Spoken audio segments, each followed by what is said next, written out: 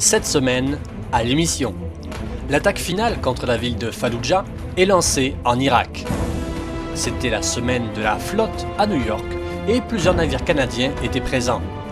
Et finalement, les Snowbirds ont fait un passage remarqué à Washington. Bienvenue dans la revue.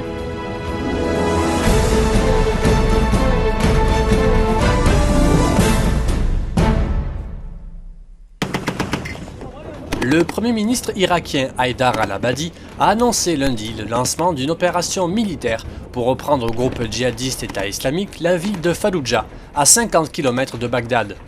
La bataille pour reprendre ce bastion djihadiste hors de contrôle du gouvernement depuis près de 2 ans et demi s'annonce comme l'une des plus difficiles dans la guerre irakienne menée contre le I. Des centaines d'Irakiens ont fui le secteur de Falloujah vendredi avec l'aide des forces gouvernementales.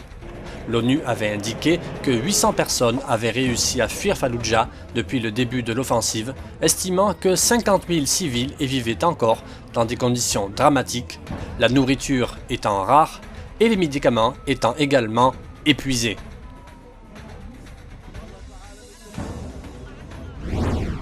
Après l'annonce de la mort du chef des talibans, le Mollah Mansour, dans un raid américain, les talibans afghans ont annoncé mercredi 25 la nomination à leur tête du Mollah Haibatullah Akhundzada, un choix rapide et inattendu puisqu'il est un dignitaire religieux peu connu et également un ancien bras droit du Mollah Mansour.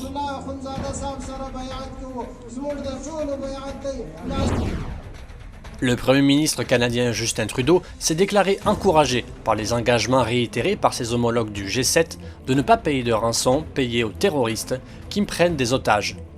Mais c'est tous les pays, ou presque, se défendent de verser le moindre sou aux groupes terroristes. Le New York Times révélait en 2014 que les rançons sont monnaie courante et qu'elles ont rapporté près de 125 millions de dollars à Al-Qaïda et ses groupes affiliés depuis 2008. Les navires canadiens de Sa Majesté Athabascan, Kingston et Moncton ont participé à la semaine annuelle de la flotte à New York. En soutien à l'objectif principal de la semaine de la flotte, qui est de rapprocher les citoyens de leur marine, les navires canadiens ont ouvert leurs portes aux visiteurs. New York organise des semaines de la flotte depuis plus d'un siècle. La version moderne de cet événement annuel a commencé en 1984 et coïncide généralement avec d'autres événements importants, comme des bicentenaires ou des retours de différentes flottes de la guerre. Cette année, la semaine de la flotte tombe justement sur la fin de semaine du jour du souvenir américain. Aux navires de la Marine royale canadienne se sont joints 11 navires de la Marine américaine, de l'Académie navale des États-Unis et de la Garde côtière américaine. C'était semaine de camp sec, alors qu'Ottawa accueillait une nouvelle fois le plus important salon sur la défense et la sécurité du Canada. Organisé par l'Association des industries canadiennes de défense et de sécurité depuis 1998, le camp sec a pris de l'expansion et est devenu un salon mondial qui accueille plus de 11 000 participants du Canada et de l'étranger, venus pour voir eux-mêmes les produits et les technologies canadiennes recherchées dans le monde entier. Le gouvernement Trudeau commencera à présenter au cours des prochaines semaines son plan pour modifier, tel qu'il s'y était engagé, le projet de loi antiterroriste C-51, adopté en mai 2015 par les conservateurs dans un climat de peur du terrorisme et faisant fi de l'opposition des défenseurs des droits. Les libéraux veulent présenter les amendements à cette loi controversée avant la pause estivale.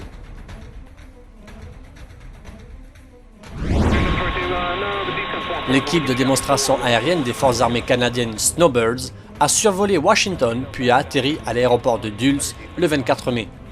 Remarqué par nombre de badauds, le spectacle aérien a fait pas mal de buzz sur les réseaux sociaux et plusieurs médias outre-Atlantique en ont même fait mention. L'équipe des Snowbirds a effectué un survol près du National Mall à Washington DC et est également passée à proximité du Capitole, de la Maison Blanche et a même eu le rare privilège de survoler le Pentagone. Voilà, merci d'avoir regardé comme chaque semaine notre revue de l'actualité. On se retrouve la semaine prochaine et je vous laisse sur ces belles images.